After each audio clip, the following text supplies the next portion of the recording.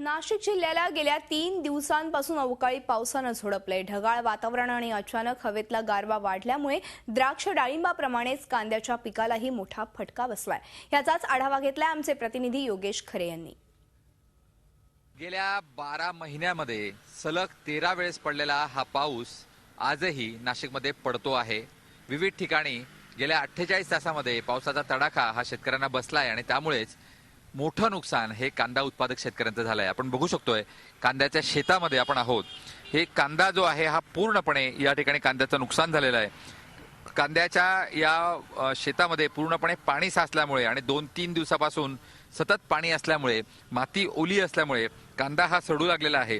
आपण बघू शकतो की कांद्याचा जर आपण एक रोप या ठिकाणी काढलं तर आपल्या लक्षात येईल की कांदा हा कसा या ठिकाणी सडतो आहे आणि त्याचं रोप जे आहे ते कसं खराब होतंय।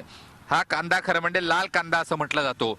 उन्हाळ्यामध्ये आणि सर्वाधिक जास्त टिकणारा हा कांदा असतो, त्यामुळे या कांद्याला मोठ्या प्रमाणात भाव मिळतो आणि याच कांद्यावर खरं म्हणजे शेतकऱ्याचं जे वर्षभराचं उत्पन्न असतं ते अवलंबून असतं। पूर्ण देशामध्ये हाच कांदा दिला जातो। दिल्ली, गुजरात त्याचबरोबर आंतरराष्ट्रीय बाजारामध्ये सुद्धा हाच कांदा पाठवला जातो आणि या कांद्याचं मोठ्या प्रमाणात नुकसान झाल्यामुळे येत्या काळामध्ये कांद्याचे भावही वाढण्याची शक्यता आहे आणि एकूणच याचा फटका शेतकऱ्यांनाही बसण्याची शक्यता आहे। व्हिडिओ जर्नलिस्ट सोनू भिडेसह योगेश खरे, झी मीडिया, नाशिक। झी 24 तास रहा एक पाऊल पुढे।